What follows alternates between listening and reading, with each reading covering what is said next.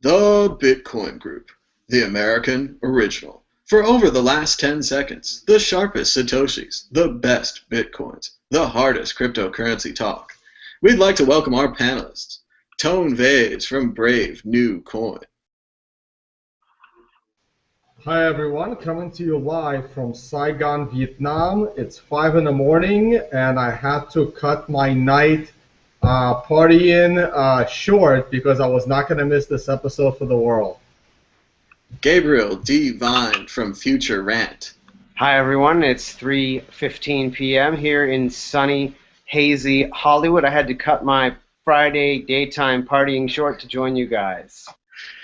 Theo Goodman from Haas Online.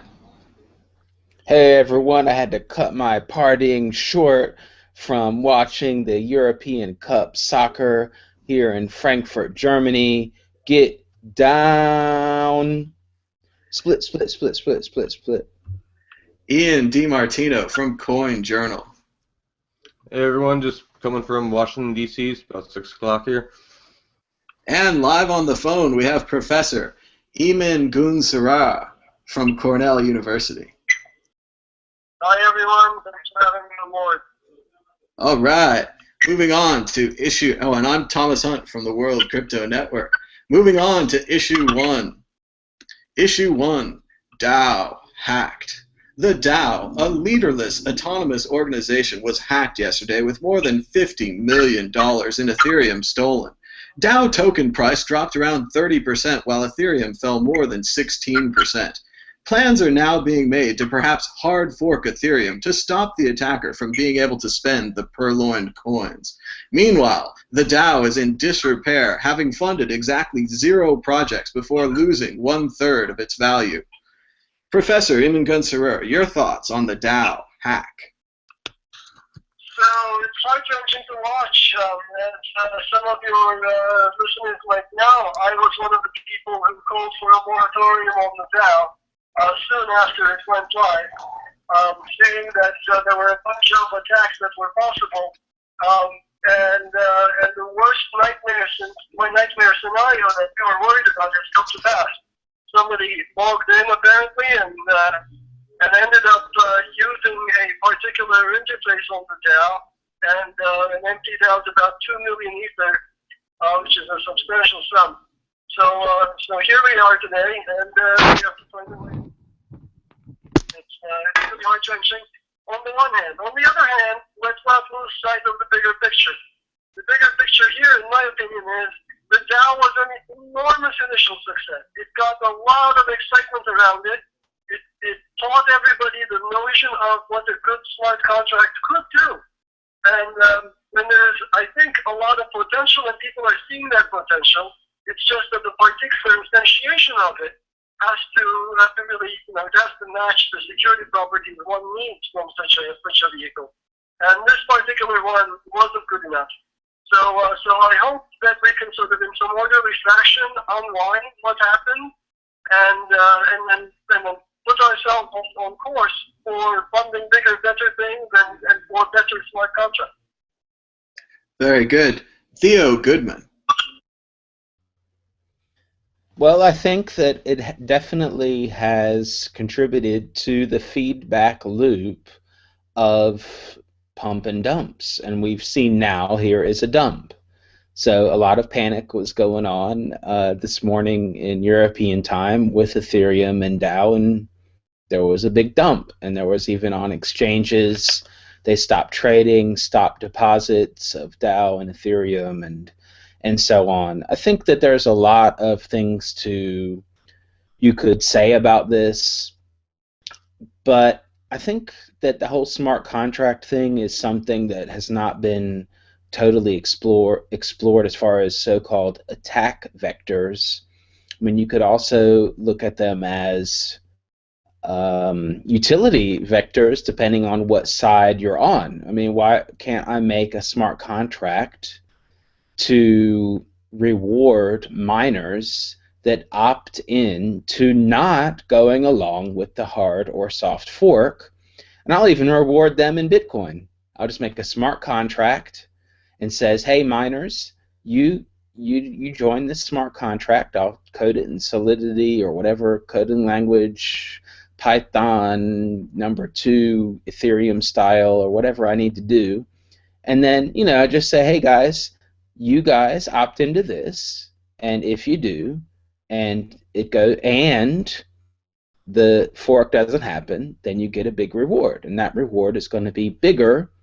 Your risk reward is going to be bigger than if you go along with the so-called thought leaders that are basically shitting in their pants and are like, hey guys, miners, you got to do the soft or the hard fork. You guys got to do it, because I think that's what, as a leader, I think that's the way. So basically, you do have, as far as I know, technically, we're still in the proof of work stage, and the miners have to approve everything. So miners, you're the ones that are going to decide if there's going to be a hard, soft fork or whatever other kind of change that are being proposed. And I think it's going to be interesting to see what's chosen. Now, as far as history, let's just go back really quick to some history. As far as I know, it's a little complicated because we haven't had a smart contract platform exactly like this. There has been, though, NXT. So there was a bunch of NXT hacked from Bitter, I believe, and the community opted not to do a fork. So they were like, okay, it was hacked, and they said, okay, we're going to leave it. And there was also MintPal Vericoin. A lot of people stole Vericoin from that, proof of stake coin, and they said, okay, we're going to do a fork, and that was a fork done. So there's cases as far as blockchains are concerned where they went along with the hack or not. So let's see what happens. And remember, Theo, in the Vericoin example, Vericoin being proof of stake was worried that the hacker would become the #1 stakeholder and get most of the rewards, essentially making it their coin. Gabriel D. Vine.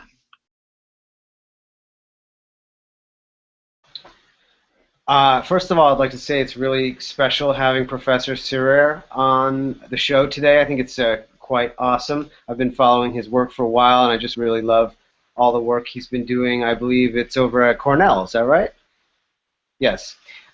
So, yeah, thank you very much for coming on the show. I enjoyed your column about the DAO hack specifically. That really kind of made it easily digestible for us lay people to understand what was behind this hack, which I'd like to point out that, calling it a hack is, of course, expedient, but as you very adroitly pointed out in the article, Professor Serrer, there is no spec for the DAO. Slockit did not write a white paper. There is no detailed spec sheet. And so in this case, the code is the contract. So if you did something and the code allowed it, to call that a theft is a bit of a jump in logic. I mean, you could also call it an interesting and unexpected corner case that was allowed by the smart contract code system. And it's really unknown because you can't move the money out of a child DAO, which is where the attacker placed the ether, or the DAO tokens rather. So we don't really know whether it was just something to alert people to this fact, or whether it was a legitimate attempt to try to steal funds. I mean, everybody's going to blacklist this account, this DAO account now, so that it would be very difficult to actually move the ether. But of course, if there's no hard fork, that money that the people put in, everyone basically lost approximately 23% of their investment that they put into the DAO. So it's, yeah, I mean, and blacklisting is a very, very slippery slope. So it's an extremely challenging conundrum for the Ethereum community. It's a classic conundrum, as many have pointed out already on Twitter. Don't fork and make your system look like it allows very insecure DAOs and smart contracts to be listed above it, or hard fork and undermine the faith in your blockchain. These type of situations are a real test for communities, and I think that Next was a that was a really smart decision long term for them not to hard fork. I don't think that Ethereum has the balls to leave the theft as is and just have everybody go off to their own devices. But if they do, kudos to them. I think that's the right choice morally in this situation, is not to hard fork. But I'd just like to point out something that Tone has talked about a lot, but it really highlights Ethereum's advantage over Bitcoin supposedly was the strength and organization and consensus of its developer community. Well, now the centralization of that developer community is coming back to haunt the Ethereum community. And we see the exact weakness of having figureheads, heroes, and centralized figures behind which a community rallies, only to see that they've got too much power, and now when a conundrum strikes, there's a tiebreaker, and we see that smart contracts of this type possibly are not smart at all, and they're just like any other legal contract where they're open to interpretation by human beings. I've even heard some say on Twitter if they do decide to hard fork, they should change the coin's name to Vitalik Coin. Ian DiMartino. Well, just one quick correction. They do actually have a white paper on their website. I don't know how long they've had it up there, but it's up there now. The white paper is a loose guideline. It's not a strict spec sheet, though. Right. I haven't really read it. When I was on their site today, I noticed they had one, so because you said they didn't. But I don't think it doesn't really matter. I think this is, definitely a disaster for Ethereum in general and for smart contracts. Beginning to Gabriel's point about the centralization and leadership, there seems to be a little bit of arrogance from the leadership, I believe. Like a lot of these problems were pointed out in the past couple of days, and I looked at the GitHub and it says they fixed it. The problem that was, I don't know if it was because I haven't read the professor's piece, but the issue that was initially pointed to as the issue that allowed this, you look at the fix for it that was committed 6 days ago, and they just moved the line down from 747 to 749. The security blog that exposed that problem said that was one way to fix it, but to not use it because it still allows the exploit to be fixed. So that's my first issue. But with the what they're going to do going forward, whether or not they should hard fork, I think it'd be easy for me to say that they shouldn't hard fork, but it's not my $60 million that's locked up in someone else's account, so I can kind of see where they're coming from. In the Vericoin case, though, it wasn't just that that one hacker would be getting most of the rewards. He would have most of the weight on the blockchain, so I believe he would have been able to double spend those coins and not only just get the stake rewards. So that was, and same thing with the next. The next, it was much lower, so it's also proof of stake, but they didn't have to worry about that. So the two different situations. I think this is pretty unique because this is, Ethereum was really on its upswing, and I think this really just put a bunch of cold water on that. So I think Ethereum can survive. Obviously, DAO's not going to survive, and we'll see where it goes from here. I'd like to point out that the price has been frozen for many hours. So the price that Thomas quoted there in the beginning, that is certainly not where the market will be pricing these things. I'm sure we'll see a large drop in both DAO tokens and Ethereum. Oh, definitely. We'd just like to say a quick hello to everyone watching in the World Crypto Network chat room. If you have any questions, please put them in now. We'll be doing question and answers on issue 4. And now, Tone Vase. All right, before I start, did someone just say the Ether price has been locked? Is that not traded right now? I believe the exchanges have all frozen trading. No. Okay. It's trading. It's trading. DAO and Ethereum are both trading. It was frozen. I think DAO might have been frozen. As far as trading, I don't think it was frozen, but I'm sorry I don't have the exact information, but I think Poloniex. Vitalik did call for a stop to trading. I think they stopped on Poloniex for maybe 10 minutes. Then they resumed trading. As far as I know, the two tokens are trading on the right. And there was some delay. There was some pause on deposits of both Ethereum and DAO, but that was about 8 hours ago or more, and so I think everything is going right now. I stand corrected. Okay, so here we go. I'm not even sure where to start. Do I start with "I told you so" because I said this was going to happen exactly like this, and it happened exactly like this. I also want to say I couldn't disagree with the professor more. I don't understand why in the world anyone ever believed the DAO was a good idea. It was designed as a scam, like I said a month ago, and it's exactly how it's playing out.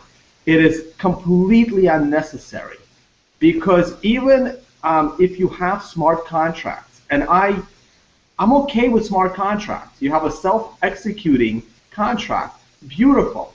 There is absolutely no reason for it to be decentralized at the moment, and more importantly, there's no reason for it to just write itself on top of itself with its own token.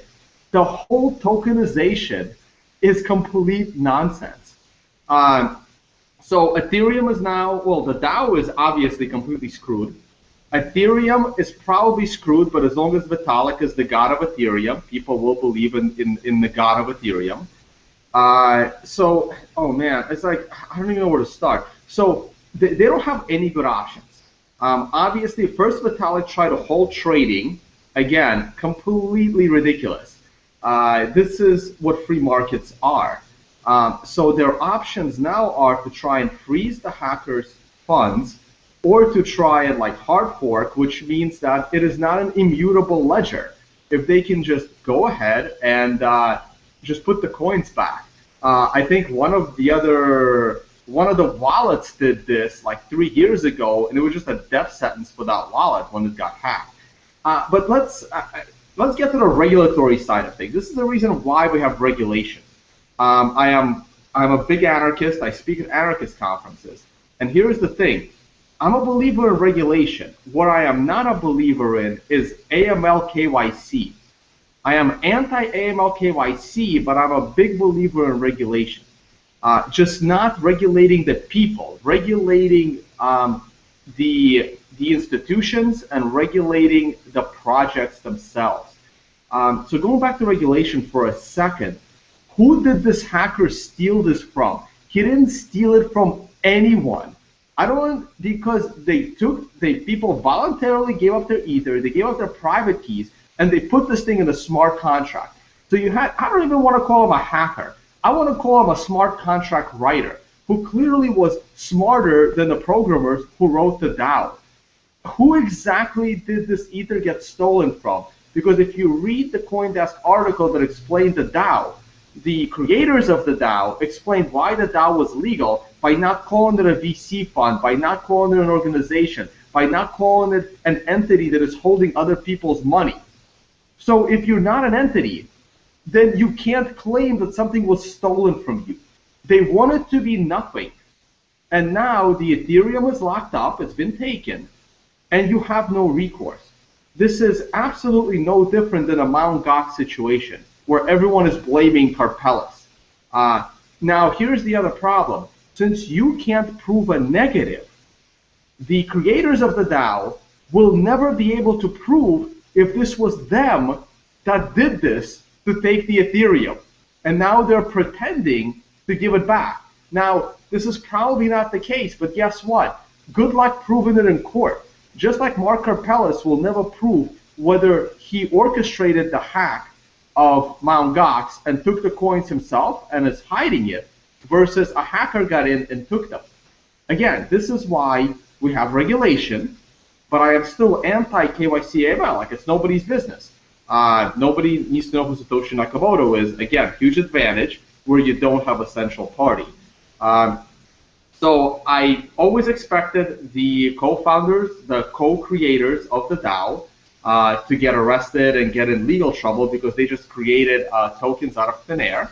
The DAO also created a token out of thin air and to take your Ethereum. I mean, even if this did not get hacked, they would have lost this Ethereum anyway, because it would have gone to like stupid projects that were never going to work. Because anyway, I just watch episode 95 of the Bitcoin group. I'm not even sure what else to say here. I don't know. Maybe I'll come up with something else. You guys had some really good points. Again, I don't know who he took the money from. I mean, you have no recourse now. This is what happens when you create the DAO. The whole thing was so stupid from the start. I've always said Ethereum was almost virtually a scam from the start. The only difference between Ethereum and Paycoin was that Ethereum went above the floor of 20 cents, and momentum kind of took over, and Paycoin did not go above the floor of $20. You flip the expectations, and Ethereum is Paycoin, and Paycoin could be the darling of the cryptocurrency alt world right now. They're exactly the same. There are no use cases for the DAO, and they're for Ethereum, and they probably never will be. It's in direct competition with Bitcoin as long as it stays proof of work. The reason is because I don't care if they use different algorithms for mining. They use the same electricity, and they use the same mining investment. The only reason there's even mining on Ethereum is because old Bitcoin hardware that was collecting dust now became useful. Once that hardware goes obsolete, now an investor has to decide, do they want to invest in Bitcoin mining hardware or Ethereum mining hardware? So Ethereum staying proof of work is direct competition with Bitcoin. Only one of them will win, like we only have one internet. If they decide to go proof of stake, which I don't think they will, then this could have easily been avoided. Guess what? The one with the most stake, you just reverse the freaking transactions. This is why Next, I think, is also kind of a joke. I don't understand why some smart people are trying to program for it. Go program on Bitcoin. Go program on the longest chain. As far as proof of stake goes, there is zero innovation of proof of stake. We've had proof of stake for thousands of years. It's called a king. The person with the most money on your island or in your country was the king of your country with the most money, with the most at stake to run that country. That's what proof of stake is to me. There is zero innovation there. It's all going to boil down to proof of work. I'm already going on too long. I'll let you guys feel anything else. Just go watch episode 95 and then watch me double down on it in episode 96 a week ago. This was just so obvious. Yes, I was wrong on Ethereum. I didn't expect it ever to go above $1, but it's still going to zero. Ian, did you want to follow up on that? Yeah, I did a lot of reporting on Paycoin, and to compare the two is, I mean, that's outrageous, Tone. I'm sorry. Paycoin was designed to be a scam from the very beginning. It had no programmers. It just copied code from other people. It did no actual work. Any of the things that they promised didn't come true. The one thing you can say about Ethereum, I mean, maybe you can think it's a scam, but you can't say it's a scam on the level of Paycoin, where it had no tools or utility. I do think that there is hope for a decentralized organization in the future, but maybe we don't put $150 million in the next one. Maybe we just limit it to like, hey, let's experiment with like $1 million. Let's not take everyone's investment, put all this money in one centralized spot for someone to come steal it. But Ethereum equals Paycoin, man, that's a leap too far for me. I gotta say that. Professor, while you have your hair, Tone said he didn't believe that there was a reason for decentralized autonomous organizations. I was wondering if you want to just expand on your beliefs of where you think this technology could go, or just some general ideas. Sure. I'd love to. So that was a lot of insightful commentary, some ranting in there as well, but it was very amusing and very, very engaging. Let me say a couple of words very quickly. So at a very high level, I think it's a really, really big wide world out there, and we've barely scratched the surface. So this view that Ethereum somehow competes with Bitcoin is one I do not subscribe to. And when we think about these things, we don't typically think about the miners. Miners are trailers. They will come in where the money is, and they will come and make their own investment decisions. What we really have to think about are the market, the people who are going into these coins because of the unique use cases they offer. And there, Bitcoin and Ethereum could not be more different. Bitcoin has its own niche. It's extremely good at filling that niche. And if I compare it to Ethereum, Ethereum is trying to do something drastically different. An entirely different virtual machine. It's enabling a new set of applications that are not possible in Bitcoin. So the two are not in competition at all. And if you're thinking about the investors who are putting their money in, the economics are different. The people who are there to hodl Bitcoin, they're not going to put their money into inflationary ether. So even at that level, I don't see any competition. So I would like to take a broader view and think of these as not as competing entities, but as two fantastic technological products with unique features. So that's my starting point one, and that's sort of response to the very insightful set of things that you mentioned. So let's see. There were a couple of other issues that were brought up, which are the DAOs. Are they useful at all? In general, the concept of a DAO is a fantastic idea. We have a lot of operations where we are beholden to a company for its own operation, but we don't know what the company is supposed to do, or what it's really doing behind the covers. We have this entire auditing infrastructure. I liken this to the way we used to build secure computer systems. So, for a long time, when, say, the Department of Defense installed a machine, how does it know that the machine is doing what it's supposed to do? The problem is exactly the same as, how do I know that my bank is doing exactly what it's supposed to do? I don't really know. What I can do is I put these layers upon layers upon layers of auditors, and how do you know that the auditor is correct? Well, it's the same problem. You didn't know the bank was correct. Now you don't know if the auditor is correct or not. So then now you have to audit the auditor, and it turtles all the way down, and you get the 2008 crash, right? That's exactly what that was, where the whole system was corrupted and bound. There was this mishmash of entangled people, and all together they went down. So computer security is in or used to be in a similar situation. The blockchain technologies give us a way out. I can say, I know exactly what that code over there is doing. There are a couple of technological things I can do this with. One of them is called secure hardware, and you might have heard of Intel SGX or TPM's Trusted Platform Modules for doing this, but you might not have. But the other one, which I'm sure everybody has heard of, it's called a blockchain. So on Ethereum, I can be assured that the contract or that the program will run the way I think it's going to run. And that's an amazing thing to be assured of. So if I want to not trust the process, then I can encode that process on the Ethereum blockchain. I want money to be dispersed according to a certain distribution. Let's say I'm entering into a contract with a record company, one of the most corrupt industries out there. They will take your money, and then we'll see a tiny trickle. Well, if your record company's payment scheme could be codified with the help of a smart contract, that disbursement, you would be ensured has transparency to it. Another thing you can do is the insurance industry. That's another industry rife with conflicts of interest, with circular dependencies and so forth. And I wanted to have a very clear contract that I am assured that if there's a flood, my insurer will pay up. And at the moment, I have no such thing. I'm just going on a hope and a prayer. And if there's a 100-year flood, somehow those things happen more and more frequently these days. That 100-year flood could wipe out my insurance company, and then what am I supposed to do? Go to Congress and beg for a handout? But if I instead were to use a smart contract for this, some kind of a decentralized autonomous organization for this, I would be ensured that there are funds backing the claim. So these are just two examples off the top of my head, and I feel if you think a little harder, I can come up with more. But I don't want to take up everybody's time. There are certainly useful use cases, actual societally good use cases for smart contracts. Now, all that said, are there also scams? Undoubtedly. We know that some of the first smart contracts on Ethereum were proven Ponzi. And people love Ponzi's because, there's the chance that if you get them out of you net money.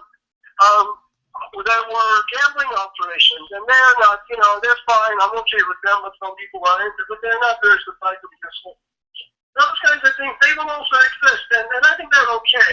The DAO itself, this crowdfunding thing, that was interesting. It held promise. To be fair, we have to both admit that it was really promising. It could really have been the next generation funding vehicle for a very smart, whatever Kickstarter-like funding opportunity.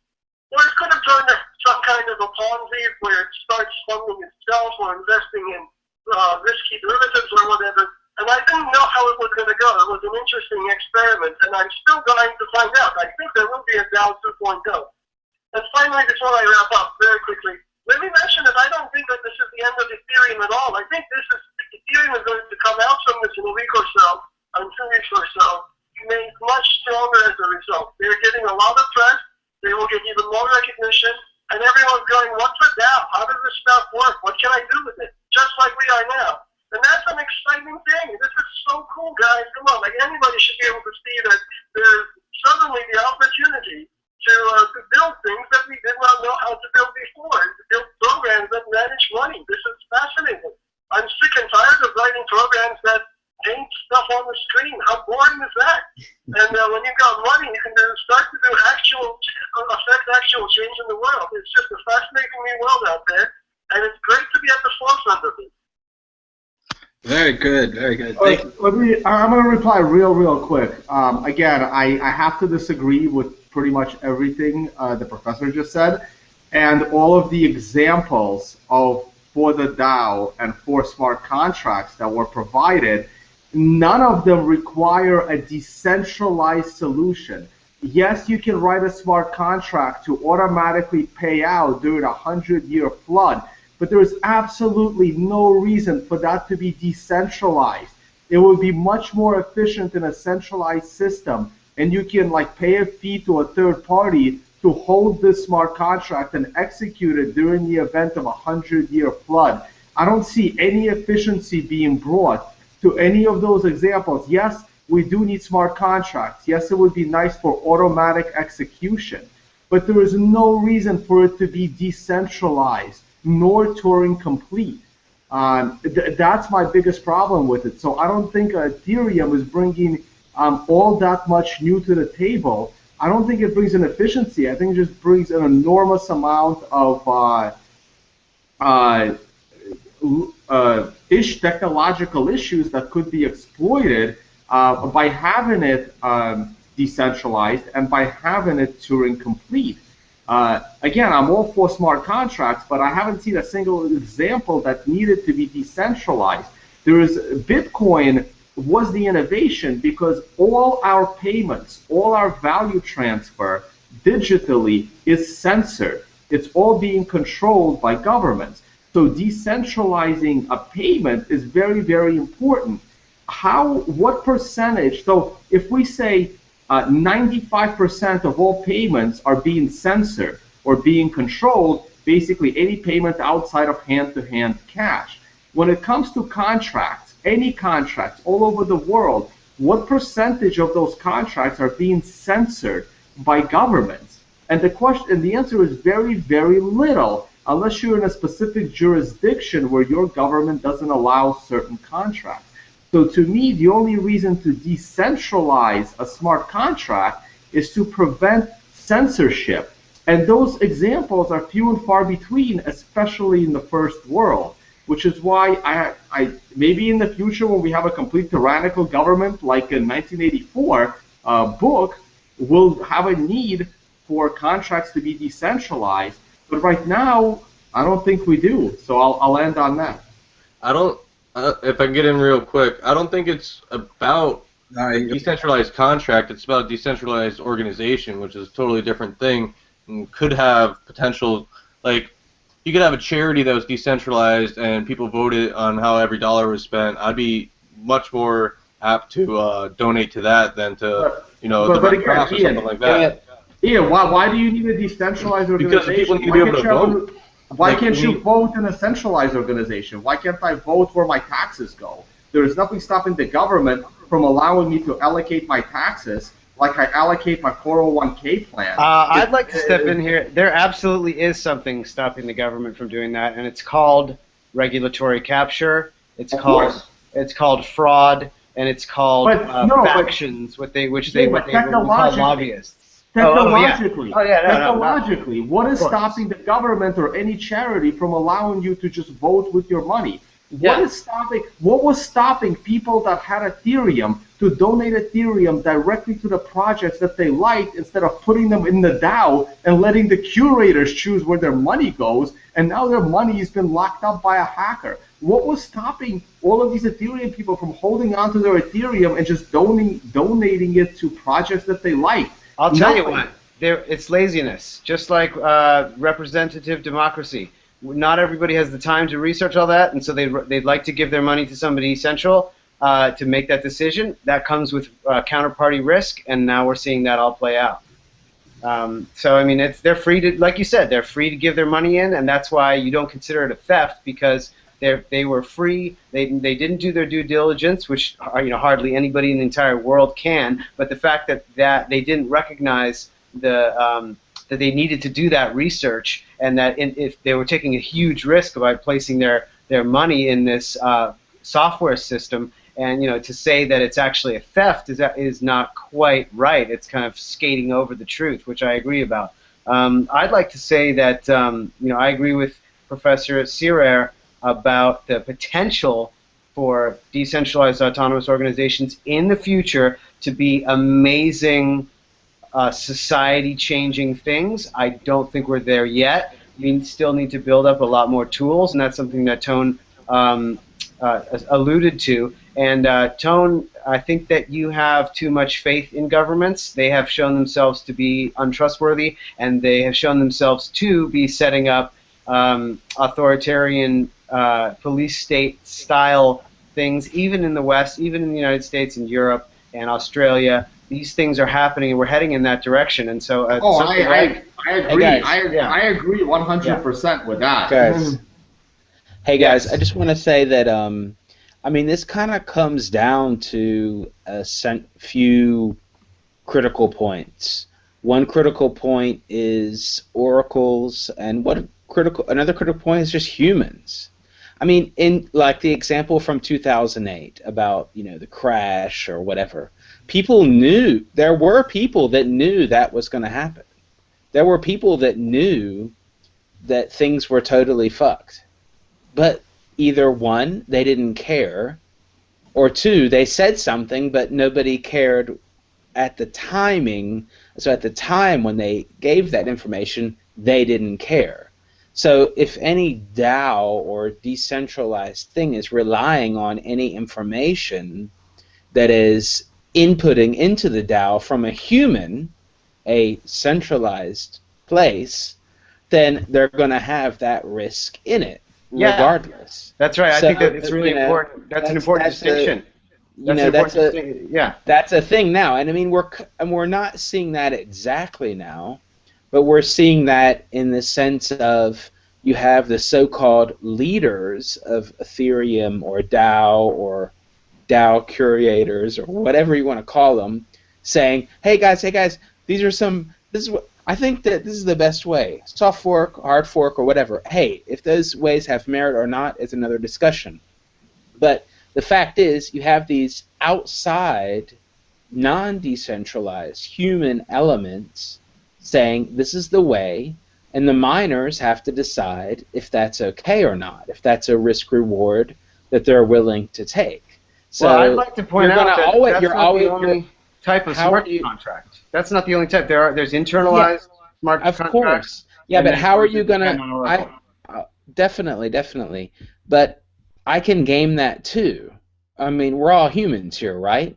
So why don't I just... Okay, you make a smart contract to say you're going to be honest. Well, I'll make you a smart contract to make you dishonest, and I'll just pay you a little more. If you're opening yourself up to counterparty risk with oracles, then you're going to have a problem with security. If you have an internalized smart contract that only depends on things inside the system, such as Bitcoin's multi-sig or Bitcoin's check sequence verify, or holding funds to X block number, it's much harder to game that when it's an internalized smart contract. Sure. I think those are the systems that are going to be really robust moving forward. For sure. I'm willing to see experiments with that, but we're seeing live right now how things can be gamed. All right, and the professor would like to respond to Tone. Go ahead, Professor. So let me just very quickly mention, yes, indeed, if you are able to trust someone, find somebody that you trust and pay to actually have some reason to trust them, yeah, okay, so you're absolutely right that you could easily convert any decentralized thing and replace it with a centralized thing. Absolutely true.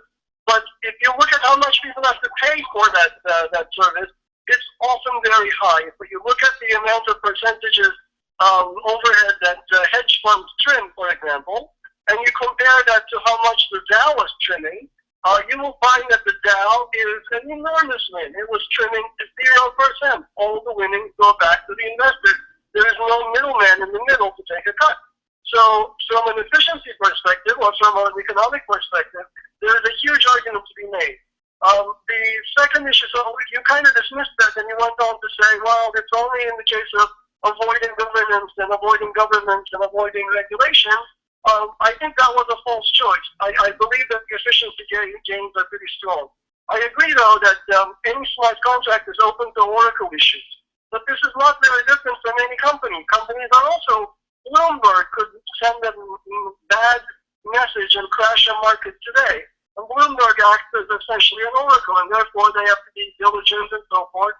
And we're going to have to find out how to build trustworthy oracles. I agree with you that that's an outstanding problem that has not been solved yet. But it is something, nevertheless, that we can identify and even sort of circumscribe as a technical problem. We have some ways of making progress against this, and it is possible to make it either incorruptible, technically, because the data is coming from elsewhere on the internet or it's coming from the blockchain itself, or if it's corruptible, that there's always going to be a human element involved. You know what? We even have measures for dealing with that. There's such a thing as the legal system that you can actually fall back on, but you won't be able to. You won't have to need it as often because most other aspects of the operation of the system will be codified in a contract. But when you do need it, you can actually fall back on it too. It is not the case that we have to exist in this pure Ethereum world either. So I think finding that right mix and evolving towards a healthier ecosystem is going to take time, but we're getting there. And you're seeing the sort of the first, when babies begin to walk, they're kind of wobbly on their feet, and that's essentially what we're seeing. Very good. Excellent discussion. Thanks, everyone. And we're going to move on to the exit question. Exit question, yes or no. Is it right to hard fork the coins and foil the hacker? Looks like Theo's gone, so Gabriel D. Vine. I already answered this before. I think it's wrong, and I think they should not hard fork. Ian D. Martino. Well, like I said, it's easy for me to say they shouldn't, and from the outside I would say that they shouldn't, but I think it's going to bring up a bigger moral issue, which is kind of an issue in democracy itself, is can the majority have the right to oppress the minority? The minority in this case being the hacker or trickster, whatever you want to call them, and the majority being everyone who wants their coins back. So in cryptocurrencies, should the majority have the right to oppress the minority? I think we're about to find that out. Tone Vase. I think it's 110% wrong. I don't believe that they have the right to hard fork and reverse transactions. So no. Theo Goodman. It's a slippery slope. Once you do the hard fork now, think about how many other ways I can game. If I'm someone that wants to do bad, and I see this now, think about how many other ways I'm going to look at this and figure out weird bugs in your code or other ways I can game this DAO now. So once you do it now, you're on a slippery slope. And so I think that you've got to weigh the risk reward in the long term if it's worth it. Miners. Professor, your thoughts. Deep down, I don't want to see a fork. Deep down, I don't believe that the hacker did anything wrong. It's not even, I use the word hacker just to refer to hacker in the computer, hacker in the cold sense of the word, not somebody who breaks into anything, that didn't break into anything. But my heart tells me that there's a lot of heartache out there, coming from the people who lost a lot of money, and I think that the path of least pain might actually involve reverting that transaction. So I think I might painfully have to watch it happen and not even object at it happen. I think on occasion when you misstep, you might have done something.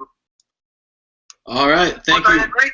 Go ahead. I agree with the slippery slope argument that this cannot possibly become a routine, because then the entire value proposition behind smart contracts is undermined.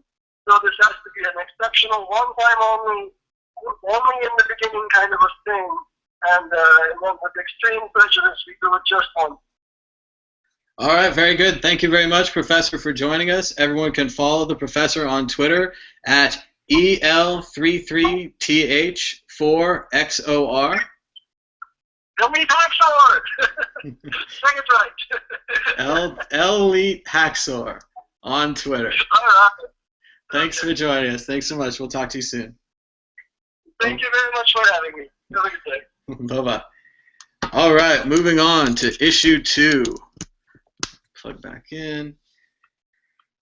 Issue 2, Bitcoin booming. Bitcoin price passed $700 this week, rising more than 30%, while being up more than 200% on the year. Rumors say massive buying from China and the hype of the halving continue to cause Bitcoin's monumental rise. Gabriel D. Vine, your thoughts? Have we seen the top yet? I don't believe so. We're heading for the halvening. We've got about 3 weeks still, and my prediction several months ago was 840 for the halvening, because I was thinking, the market's gonna sort of balance out because Bitcoin has this game theory, systemic design that has checks and balances. I generally think that the market plays an interesting role in valuing Bitcoin.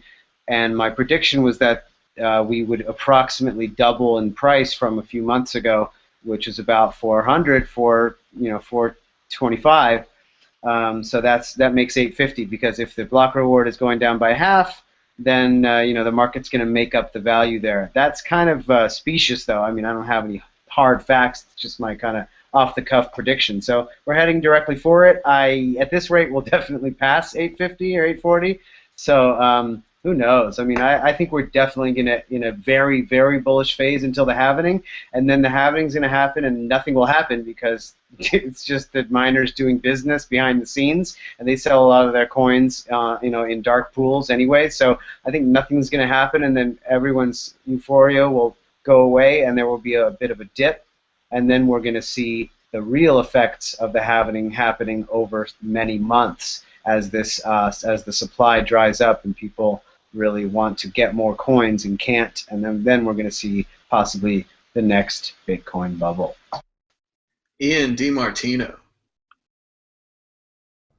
Well, I definitely don't pride myself on making price predictions, but I will say that Litecoin, which is the last major crypto to have its own halvening event, it had a big price spike about a month before its halvening, and then most of that was gone by the time the halvening happened. The difference is here is we have mainstream media coverage, whereas Litecoin, I mean, they got some crypto media coverage, but we have actual mainstream media coverage in Bitcoin, plus interest in China. I don't know what that's like for Litecoin, but I assume it's lower than Bitcoin. But it is something to keep in mind that a halvening does not always equal lasting returns.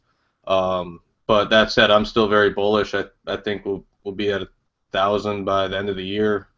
But I mean, who knows? Could go the opposite way.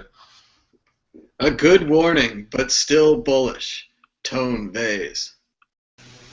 Yeah, I'm bullish on the price going into the halvening. I'm going to give the same exact answer I've been giving for probably 7 months now. I started giving this answer at the San Diego conference.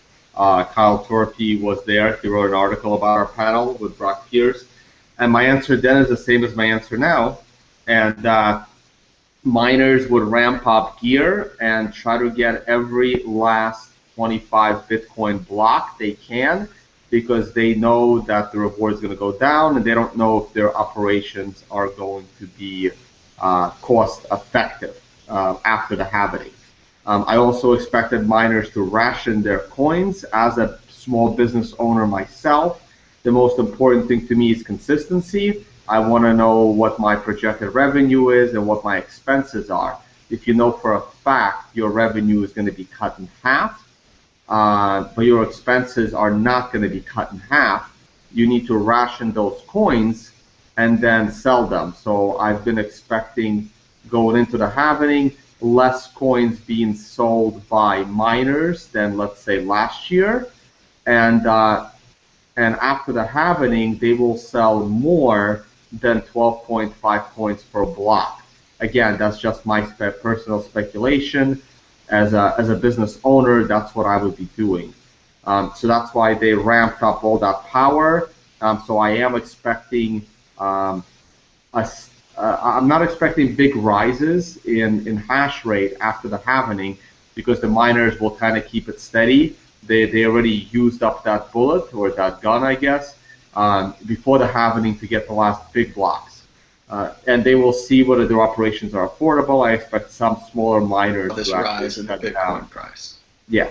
I'm expecting smaller miners to shut down unless Bitcoin price goes up and up and up, which I don't think it will. So I am expecting a dip after the halving, and then we'll start to go back up again. I'm still expecting, I'm also expecting Ethereum, like another exponential rise over the next few weeks, and here is why. Also, I've been hanging out with Roger Ver the last few days here at the conference, and him and I are getting phone calls and texts from people who we have been telling for a long time, buy Bitcoin, buy Bitcoin. And now when I get texted by people saying, hey, how do I go and buy a Bitcoin? Where do I buy it? When this is happening at near all-time highs, it's not a good sign. So that's also another reason. So there's a lot of new people coming in, and sooner or later it will dip. I do think we will touch it. We could easily touch 1,000 over the next 3 weeks. I would not be surprised one bit, but it won't last. We will come back down. I think we will, wherever this bubble, this particular bubble for this year pops, will probably come back down to at least the current levels. But I don't think the days of 200 or 300 will be seen again. Theo Goodman. Okay, yeah, I don't know exactly what the question is, if it's a price prediction question, but let's take a look at this rally and compare it to 2013, 2014. So there's a few things that are interesting. I guess the main thing is China, China, China. Everybody is talking about China. Well, first thing to keep in mind is that I'm a white, bald-headed dude, and I can trade on the Chinese exchanges. So just because you see people trading on the Chinese exchanges doesn't mean necessarily that it's Chinese people trading on that exchange. And I don't believe their volumes either. So that's another right. So that's what another day. Tone, I totally agree. So I just want to so we can't say for sure, you know, what's going on with the volume. But what we do know is what we have in front of our face, and that is, you know, that okcoin.cn doesn't have trade fees. So when you trade, you don't have to pay fees. You have to pay fees on other things, like if you want to trade on margin, or if you want to, you know, use services to buy Bitcoin from China and so on, then, you know, you have to pay fees. But you don't have to pay fees in other ways. So that has the potential to create other volume. You know, so if there's other exchanges making fake volume themselves, well, there's no real way to prove that, but it's possible. And even if it's not possible, you know, it's, if you don't have a high amount of trade fees, then you could have a lot of volume there. So that's something that's different. We don't have Gox with the Willybot or whatever, but you have these other exchanges, and you have a lot of trading on margin. That means people trading Bitcoin with borrowed funds. Now, some people might think, okay, that's dangerous. Well, that's interesting. A lot of people are long on margin. Okay, but if people are long on margin, we have the price as it is right now, then what does that mean when your average Joe buys? So we have the price as it is now, and then that's the Bitcoin traders trading on margin, and then when your average Joe buys at Circle or Coinbase, then where's the price then? So there's different ways to look at it. I mean, some people say people buying on margin, that means it's weak. That means they're going to close because they have to pay fees. And there's the other way to look at it, saying, okay, these are the traders buying on margin. What happens when the cash buys happen? So there's different ways to look at this rally. Exit question. Force prediction. What is the price of Bitcoin for the halvening on July 10th? Gabriel D. Vine. I'm going to say 1075. Ian DiMartino. I'll say 900. I'll go above that and fall back down to 900. Tone Vase. Oh man, my answer was gonna be right around Gabe's. I'm gonna go 1076. We're gonna play the Price is Right game here.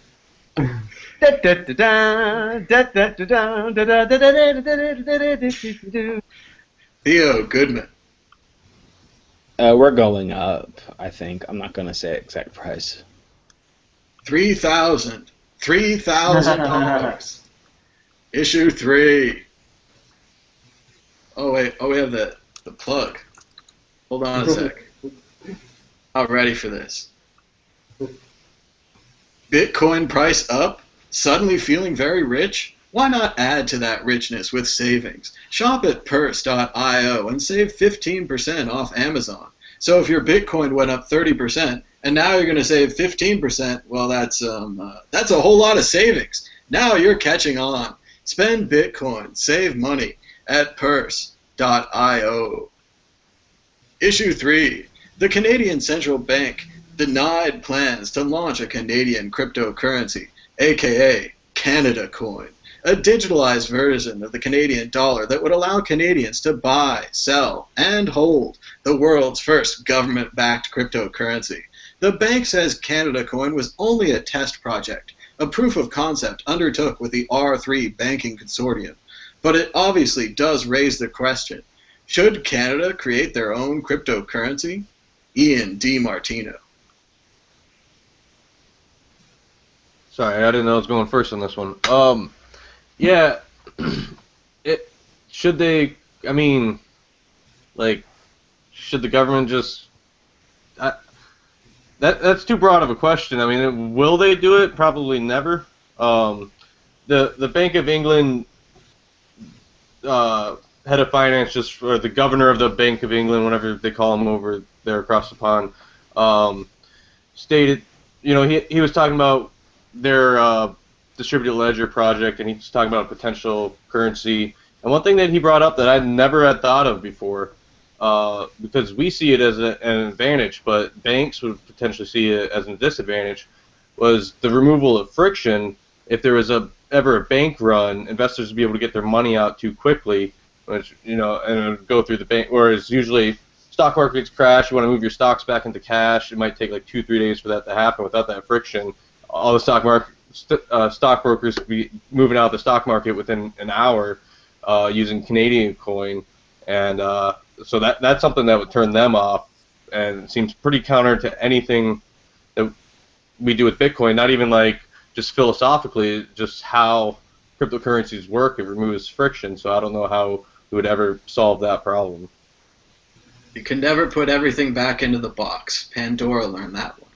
Tone Vase. So I'm actually going to take the opposite position of what Ian just said.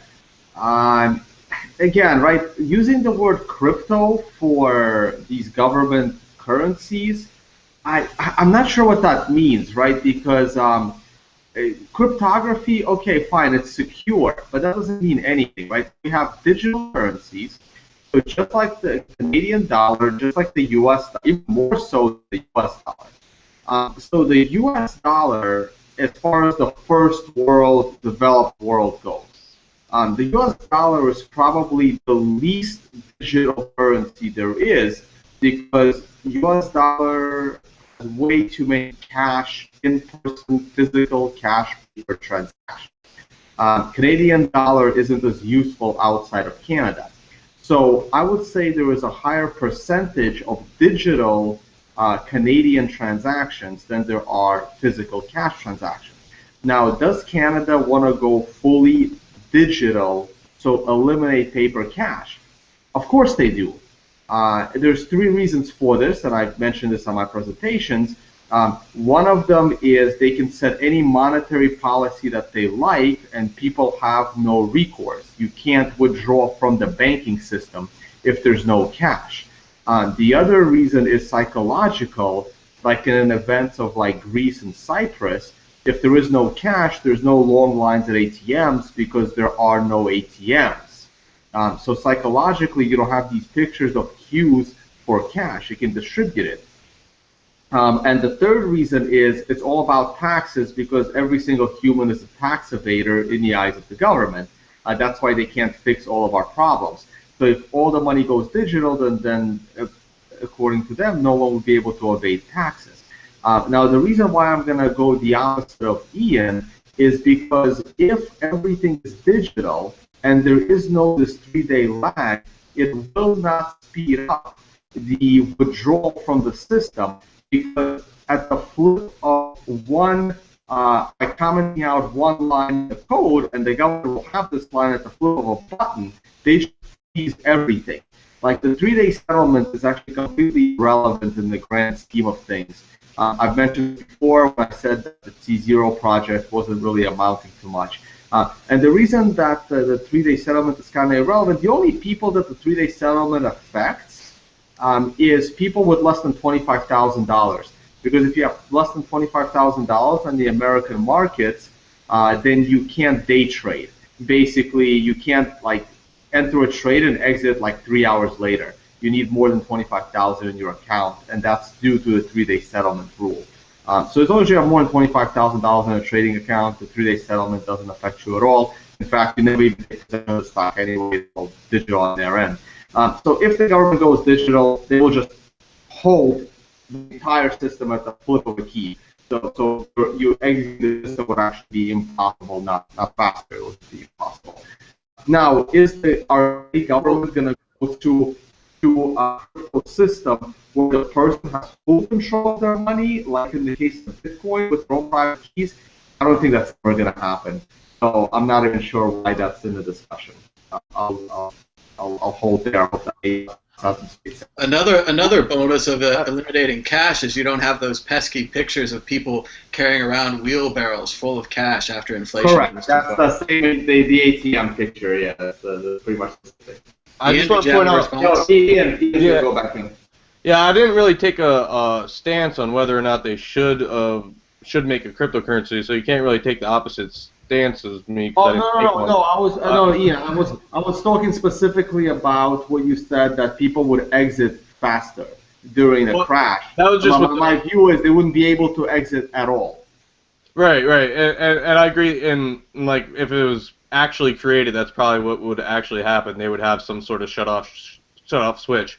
I was just relaying what the governor of the Bank of England was saying was a concern about making their own cryptocurrency because they addressed the issue, but they said that was one reason why they wouldn't because they were scared that it could cause liquidity problems.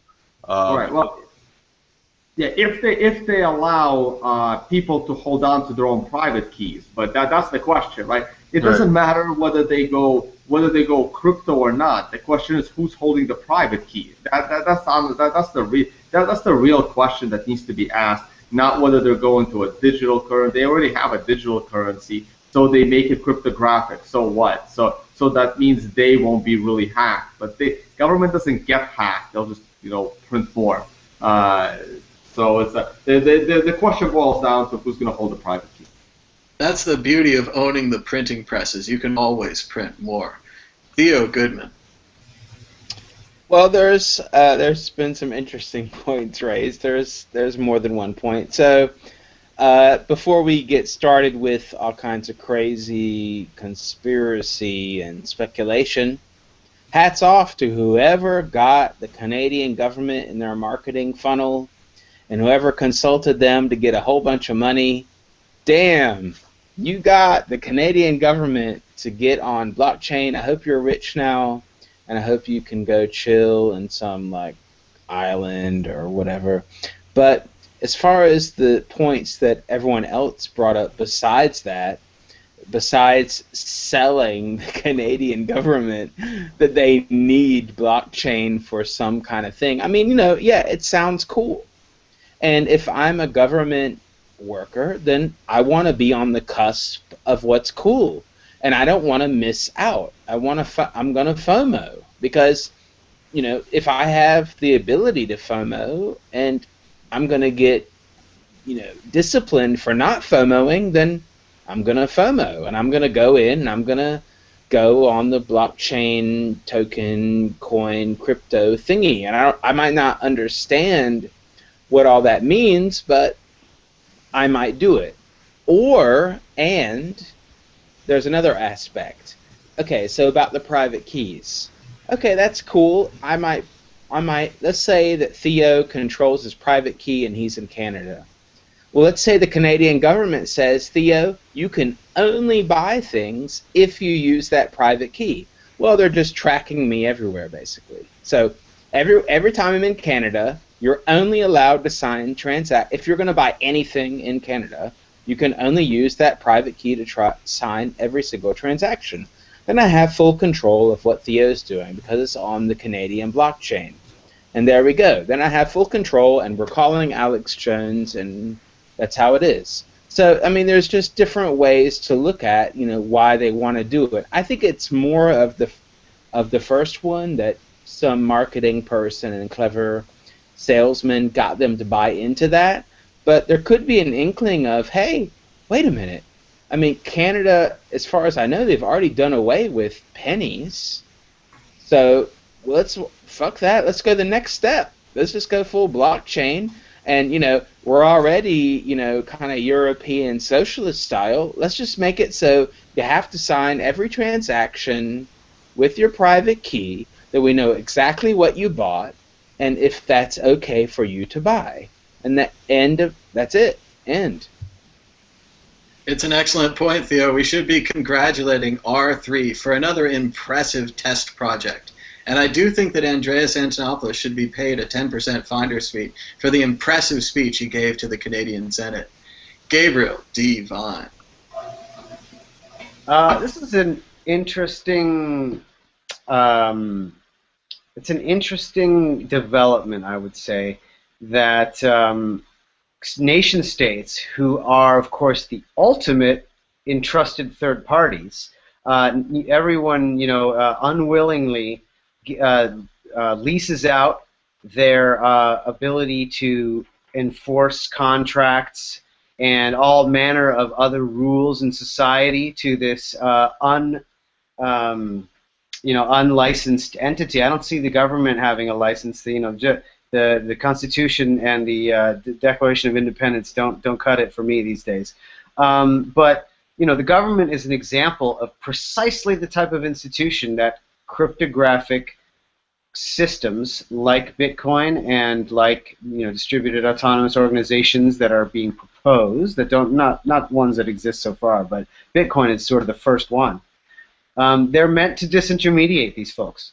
So governments have, certain people in government, very, very, very tiny minorities, actually understand this process, and some of that fear, as Theo pointed out, not only fear of missing out, but fear of being completely bypassed in the coming crypto anarchy, is sort of trickling into some of the players, and so they're kind of tiptoeing and thinking, okay, well, if something with nobody running it and pseudonymous people running it can do it. Surely a big government with a bunch of guns can do it even better. We're going to do it even better. Little do they know, they are playing with dynamite, and they're just lighting the matches. Oh, it must be moist in here because it's Canada.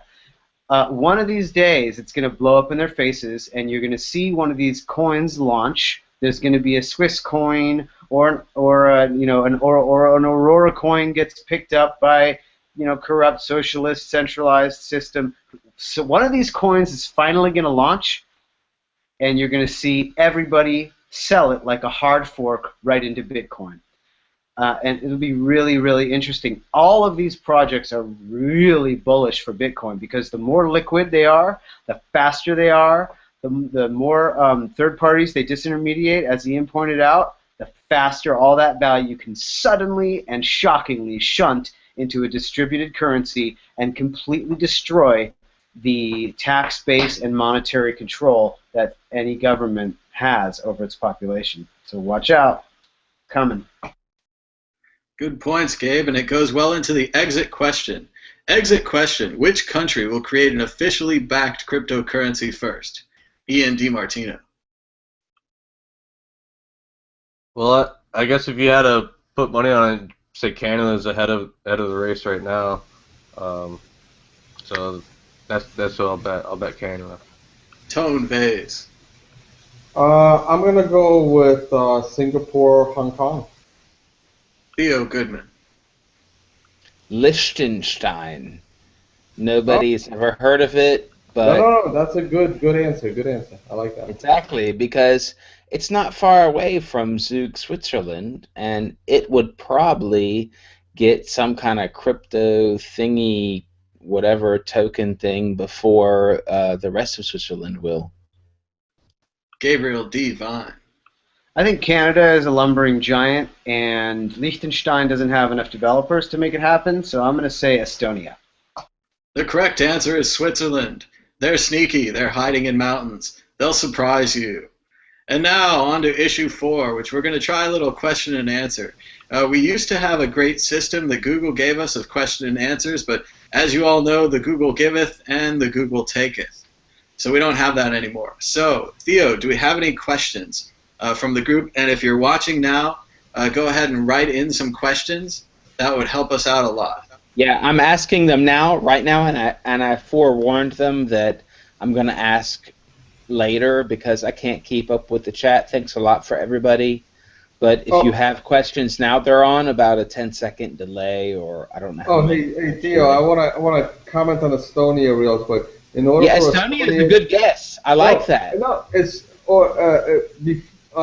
in order for Estonia to do it, the euro has to collapse because Estonia was like a success story of how to run a country, and then for whatever reason, I don't know. I want to give them credit because they did such good things to get their country out of a hole, like 10 years ago, 15 years ago, whatever it was, and then they went and joined the euro, which was, I think, the dumbest move. They had 0% debt, now they're up to 6%. Yes, it's better than Germany's 80% and Greece's 160%. Well, but joining the euro was a bad idea. They need the euro to collapse, and then they'll be smart about things.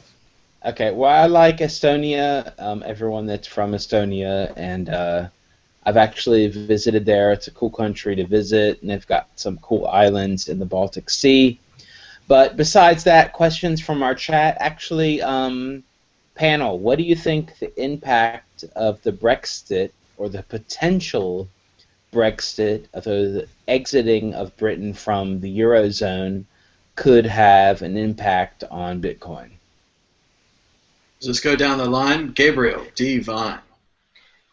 I think a Brexit, actually addressed this on the Bitcoin News Show with Vortex on Monday night. The Brexit, I believe, would have only an indirect effect on Bitcoin at best through weakening the euro. Ian DiMartino. I really should have asked Oliver Carden about this, co-founder of Coin Journal. I would say that any kind of anything that chaos in the world is usually good for Bitcoin. So if Britain was to leave the EU, even though they're on the pound and they're not on the euro, it'd still be good for Bitcoin ultimately, at least the price. Tone Vase. Yeah, if Britain is to leave the EU, and my advice to Britain is to leave the EU because that's a sinking ship. So Britain might actually start becoming a financial power again, assuming they get rid of their stupid laws against encryption. But the euro will sink a little bit faster, and sooner or later, Europeans will realize that Bitcoin is the only means to move their money out of the country. So I do think it's a nice positive for Bitcoin if Britain does leave. Theo Goodman.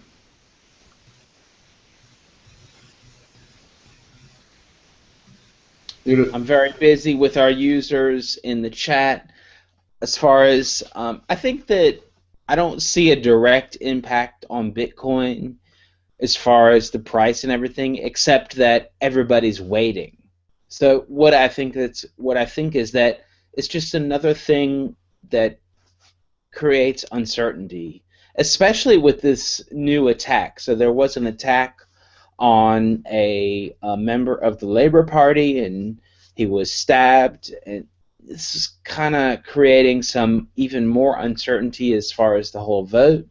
So I think that it just creates more of a delay as far as what's going to happen because people are uncertain about it. So as soon as that is, thought out, as soon as that's finished, we know what the vote is, then things can move on in all markets. All markets are waiting for that, including Bitcoin.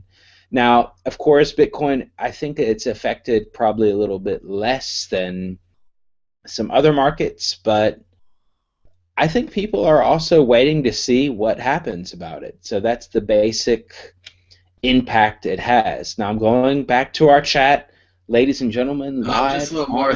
So it was very unfortunate. The representative in the United Kingdom was assassinated. She was murdered.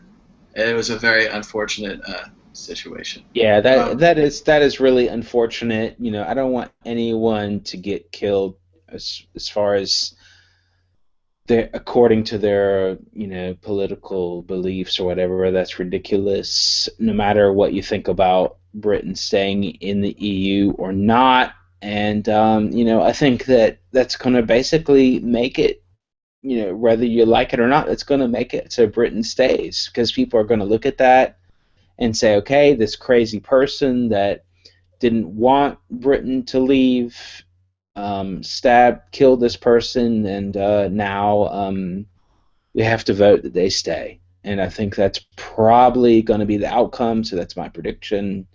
I believe that Britain will stay in the EU, but if they do leave the EU, I think it would cause the price of Bitcoin to go up. I think any kind of uncertainty or instability in governments or in currencies causes the price of Bitcoin to go up. But we got a couple other questions I've seen flying by. Someone asks why Andreas isn't on the show anymore. We'd love to have Andreas on anytime that he's available. Unfortunately, he's traveling quite a lot lately. And, of course, lately he's been about a year and a half. He's been traveling quite a lot for a year and a half. And, unfortunately, Friday is usually one of his travel days. But we'd be glad to have him on anytime. He's a great guest on the show.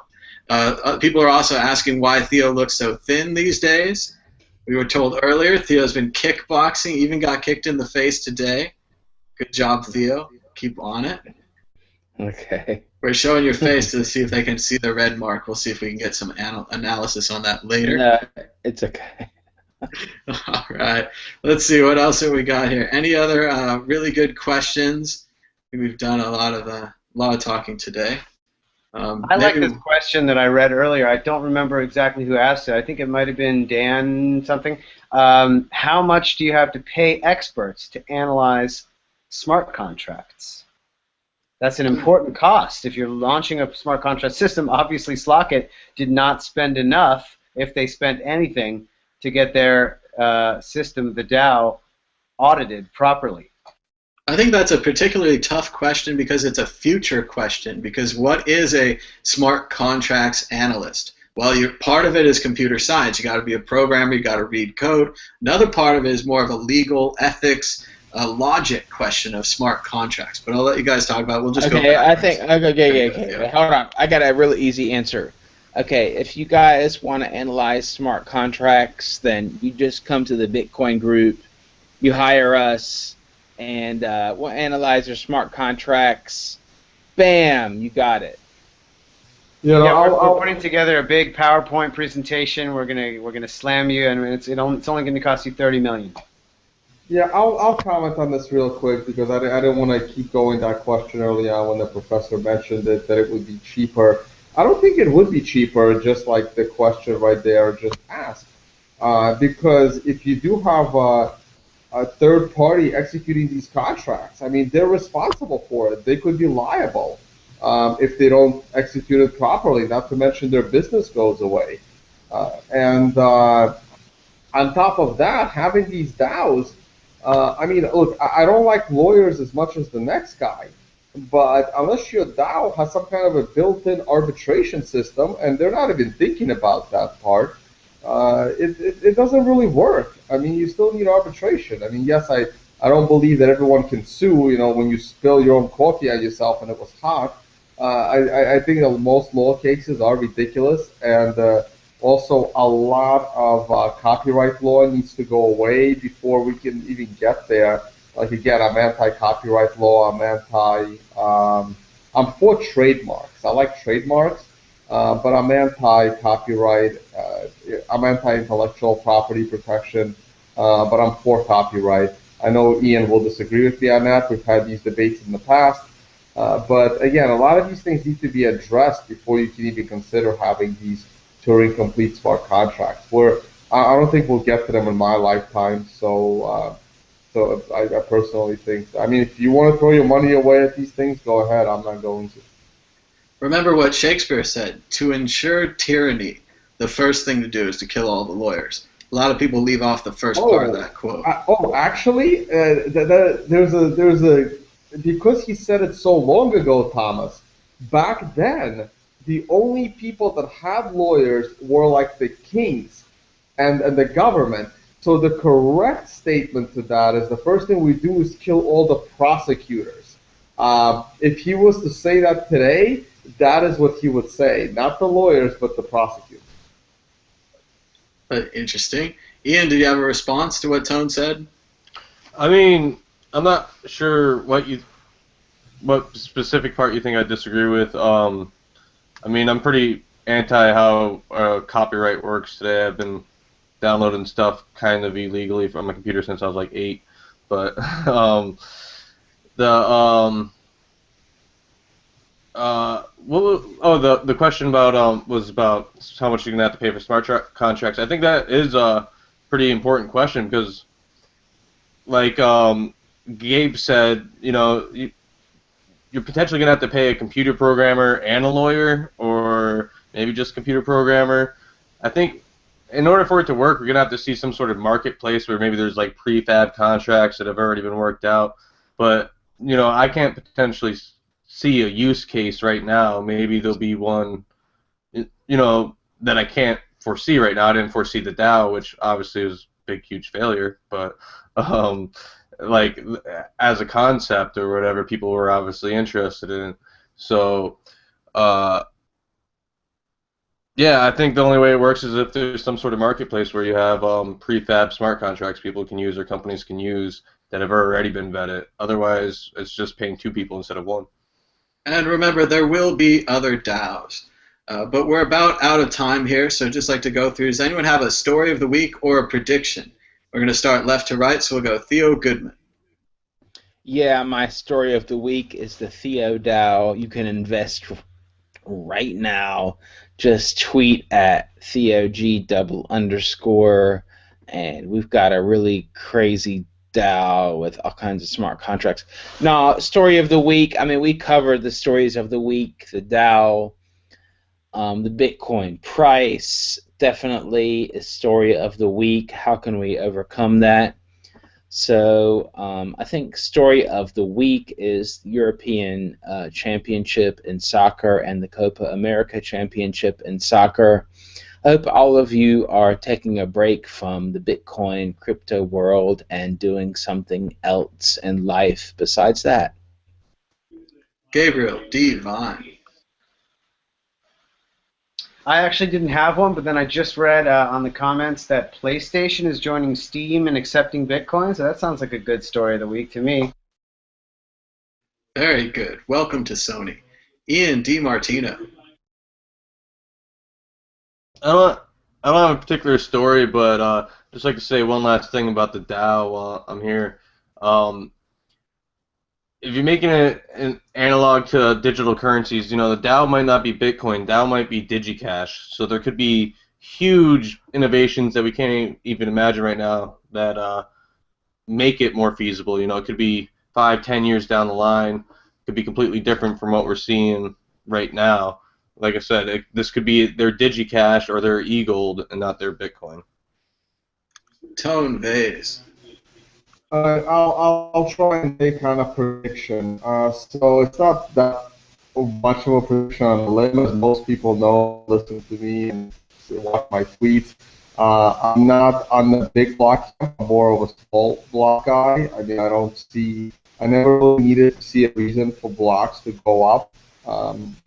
Even right now, I would have liked to see a fee market develop, but as I recently learned, because no one ever paid Bitcoin at my business. I'm accepting Bitcoin for 3 years. At my business, no one has ever paid, so I never dealt with this situation.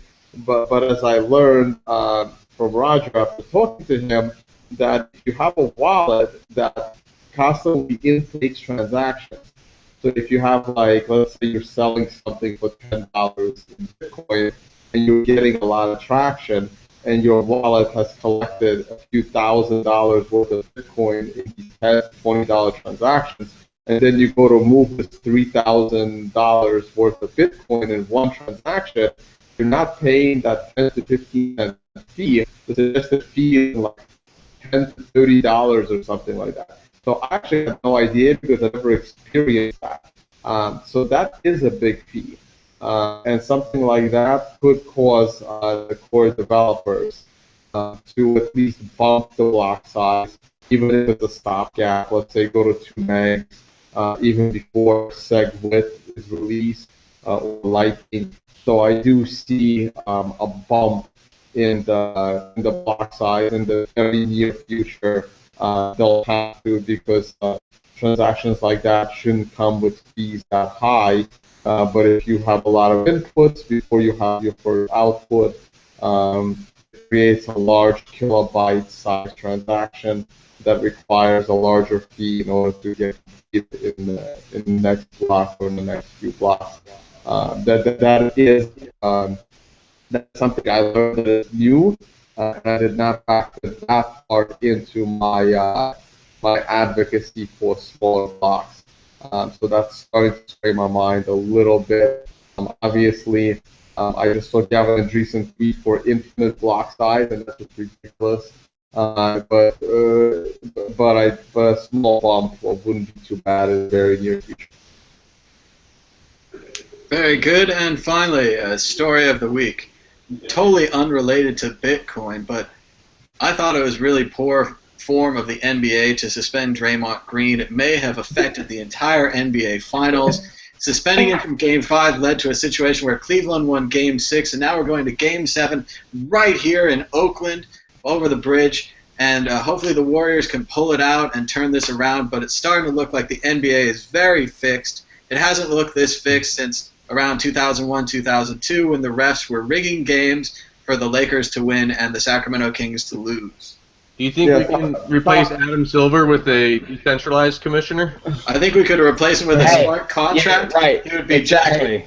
just as good, just as Hey, visible. Thomas. So because of that game, I had to wake up this morning at 8 o'clock in the morning here in Vietnam, and that means I have now been up for 24 hours. That's also why you see a pillow behind me, because the moment they're all going straight to sleep. That's dedication, Tone. Yeah. You have another word? Can't DAOs save us from all this madness of refs rigging NBA games? I mean, come on. DAO people. I thought silver was Russ, why didn't anyone ever think about that? Call Vitalik. Only Vitalik can save the NBA. First, we'll have to tell him that the NBA exists. But we're about out of time today. Thanks to everyone for being on today. It's been a great show. We had over 101 live viewers. So thanks to everyone who tuned in live. We're checking in the chat room. I'm going to keep a window open so I get to read the chat later. Usually I don't get to do that. Google deletes the chat. It's a tragedy. I assume they save it somewhere, but they don't give it to us. But we're out of time. Until next time, bye-bye. Bye-bye.